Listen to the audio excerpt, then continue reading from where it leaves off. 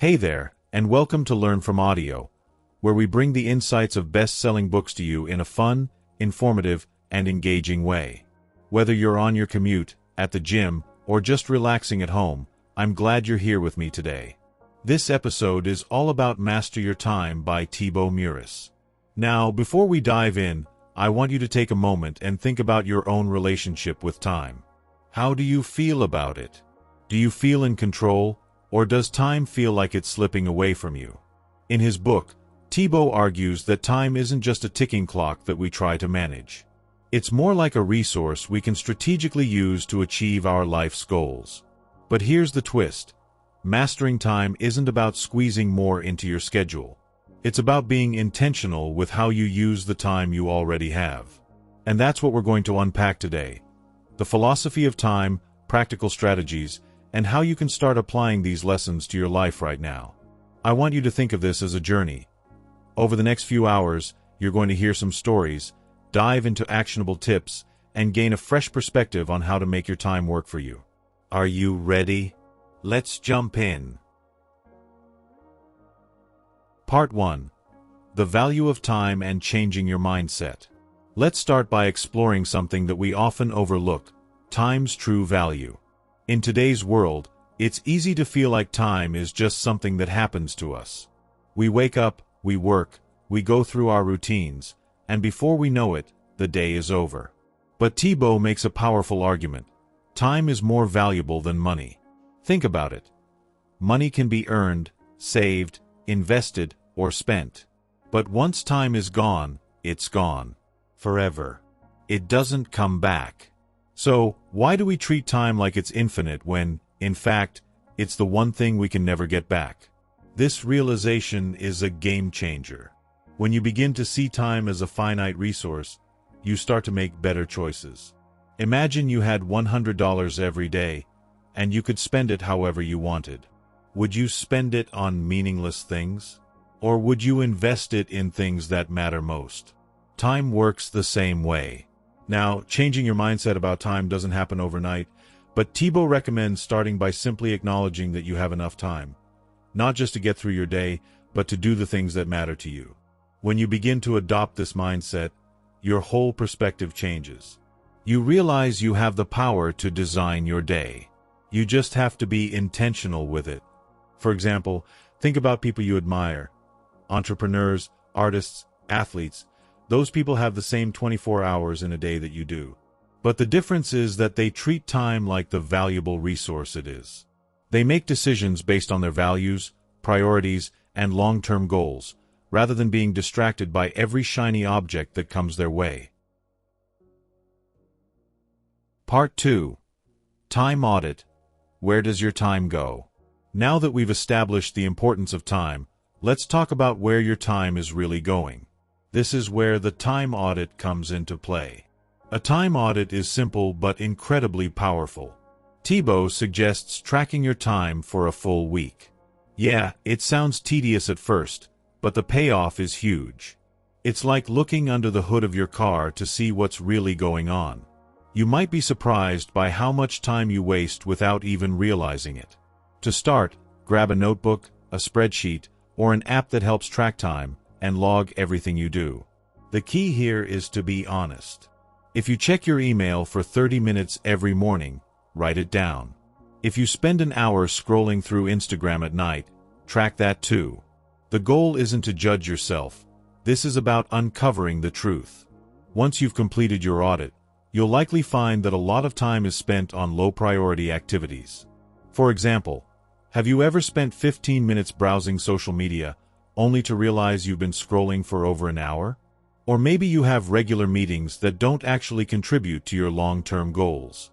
Here's a quick exercise. Think about one task you do regularly that takes up a lot of your time, but doesn't really add value to your life. Now, what could you replace that time with? Maybe it's more sleep, more time with loved ones, or more focused work on your personal or professional goals. The time audit helps you identify those time-wasting activities so you can make smarter choices moving forward. After all, time isn't about being busy, it's about being effective. By doing a time audit, you're going to reclaim lost time and use it for things that truly matter. Part 3. Prioritization. The power of saying no. Now that we know where our time is going, let's talk about what we're actually going to do with it. In his book, Thibaut emphasizes one powerful strategy: learning to say no. We live in a culture that says yes to everything. We're conditioned to believe that saying no is rude or selfish. But here's the truth. Every time you say yes to something that isn't aligned with your goals, you're saying no to something that is. Let's say you get an invitation to a social event. It sounds fun, but you know you have a big project due, or an important task that requires focus. What do? Saying yes to the event means you're sacrificing time you could spend on your goals. On the other hand, saying no isn't about being rude. It's about protecting your time and making space for what truly matters. But how do you prioritize when there's so much going on? Thibaut talks about the 80-20 rule, also known as the Pareto principle. This rule says that 80% of your results come from just 20% of your efforts. Think about that. If you focus on the right 20%, you'll get 80% of the desired outcomes. So, your task is to figure out which 20% of your tasks, activities, or commitments will get you the most significant results. And then, focus your energy on those. It's a simple concept, but it's powerful. For example, if your goal is to write a book, maybe 80% of your progress will come from writing every day, while the other 20% might be promoting your book or organizing your research. By identifying and focusing on that vital 20%, you're setting yourself up for success. Part 4. Time blocking. Mastering your daily schedule. Now that we know how to prioritize and say no to distractions, it's time to get down to the nitty-gritty of managing our days. Time blocking. Time blocking is like creating a map for your day, where every hour is dedicated to a specific task or group of tasks. The beauty of time blocking is that it forces you to be intentional with your time, rather than just drifting through the day reacting to whatever comes your way. Let's say your goal is to write that book. With time blocking, you could schedule 1 hour every morning to write, no interruptions. During that hour, you're not checking emails, not checking your phone, just focused on writing. The key here is to be hyper-focused and eliminate distractions during your scheduled blocks. But here's the thing, time blocking isn't just about work. It's about creating balance.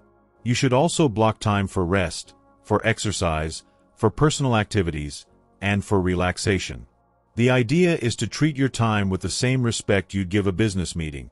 Make it non-negotiable. If you're new to time blocking, I suggest starting with just a few blocks per day. Start small, and once you see the results, you can add more blocks as needed. And don't forget to schedule breaks. Studies show that taking short breaks throughout the day actually improves focus and productivity. Part 5. Overcoming procrastination and getting started. Finally, let's tackle the last big hurdle, procrastination. We've all been there. You know exactly what you need to do, but for some reason, you just can't get started. Thibaut introduces a simple but incredibly effective technique, the 5-minute rule. Here's how it works. If you're procrastinating, commit to working on a task for just 5 minutes. That's it. 5 minutes. You'll be amazed at how this simple commitment breaks the mental barrier. What happens is that once you start, you get into a flow. That initial resistance to starting fades away, and before you know it, you're working at full speed. The trick is to remove the pressure of having to do everything at once. Just take it step by step, and remember, once you start, the momentum will carry you. Procrastination is often rooted in fear. Fear of failure, fear of not being perfect, fear of getting started. But when you break down that first step into something small and manageable, you start to shift from avoidance to action. So, let's quickly recap everything we've learned today. We kick things off by realizing just how valuable time really is and how we can start taking control of it.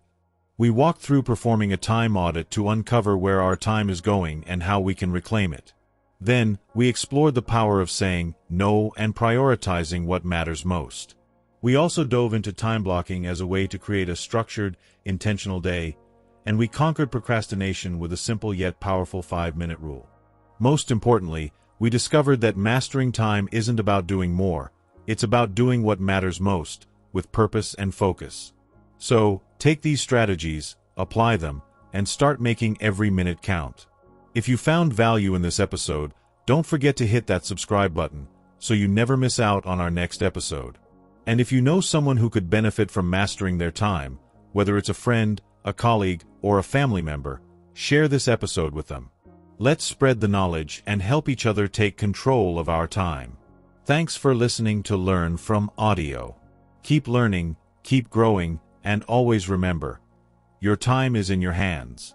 Until next time.